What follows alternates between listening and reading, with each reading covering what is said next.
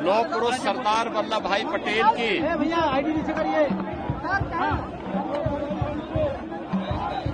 जयंती के 150 वर्ष पूर्ण होने के उपलक्ष्य में आयोजित होने वाले विभिन्न कार्यक्रमों की श्रृंखला में आज से एकता यात्रा कार्यक्रम प्रारंभ हो चुके हैं।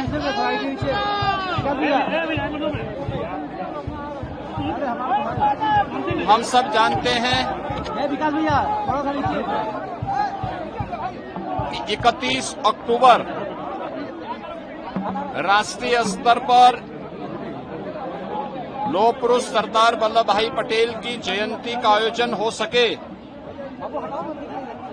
सरदार अटल बिहारी वाजपेयी जी जब प्रधानमंत्री थे, उन्होंने इस कार्य को आगे बढ़ाया था। प्रधानमंत्री के रूप में जब आदरणीय मोदी जी आए तो उन्होंने 31 अक्टूबर की तिथि को राष्ट्रीय एकता दिवस के रूप में मनाने का निर्णय लिया। लौह पुरुष सरदार वल्लभ भाई पटेल जो भारत की अखंडता के शिल्पी हैं, उनके प्रति कृतज्ञता ज्ञापित करते हुए मोदी जी ने सरदार सरोवर पर नर्मदा नदी के तट पर गुजरात के केवड़िया में पूरे देश भर के अन्नदाता किसानों और श्रमिकों से एकत्र किया गया लोहा और प्रत्येक गांव की मिट्टी को एकत्र करवा करके लौह पुरुष सरदार वल्लभ भाई पटेल की दुनिया की सबसे बड़ी प्रतिमा को स्थापित करने का कार्य वहां पर किया। आज वह दुनिया का टूरिज्म का एक बेहतरीन केंद्र के रूप में स्थापित हुआ है। लौह पुरुष सरदार वल्लभ भाई पटेल के प्रति, राष्ट्र के प्रति उनकी योगदान के लिए कृतज्ञता ज्ञापित करते हुए भारतीय जनता पार्टी ने इस एकता यात्रा का आयोजन भी किया है।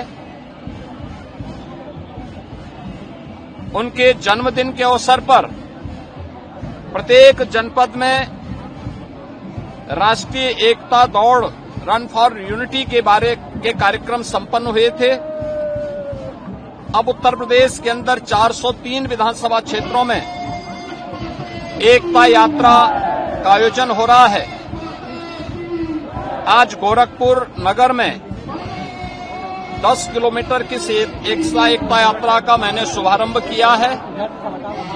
हजारों की संख्या में गोरखपुर के नागरिकगण इस एकता यात्रा का हिस्सा बने हुए हैं, जो राष्ट्रीय एकता और अखंडता के प्रति अपनी प्रतिबद्धता को दोहरा रहे हैं।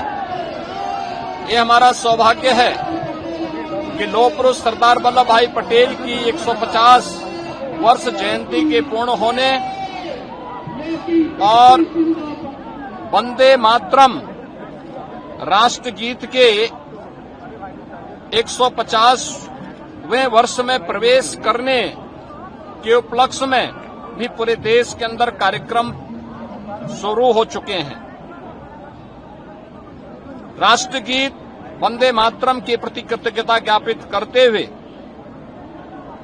हर स्कूल कॉलेजेस में इस गीत का वाचन हो, सामूहिक गायन हो, यह हर एक के लिए आवश्यक है।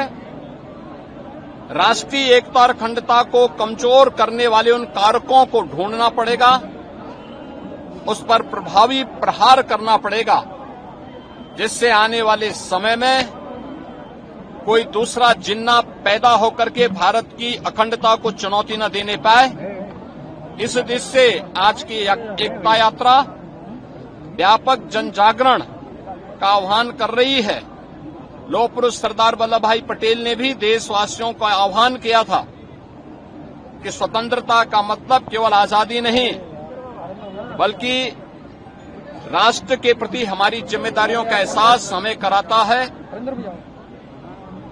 देश के युवाओं के लिए भी उन्होंने कहा था कि जिस देश का युवा जागरूक होगा, जागृत होगा, उस देश में कभी गुलामी नहीं आ सकती। हमें इन दोनों बातों को ध्यान में रख करके सदैव आगे बढ़ना होगा। ये राष्ट्रीय एकता इसी बात को आगे बढ़ाने का कार्य कर रही है। इस अवसर पर मैं एक बार फिर से लौह पुरुष सरदार वल्लभ भाई पटेल की स्मृतियों को नमन करता हूं। प्रदेशवासियों की ओर से उन्हें विनम्र श्रद्धांजलि अर्पित करता हूं और इसके साथ ही राष्ट्रगीत वंदे मातरम के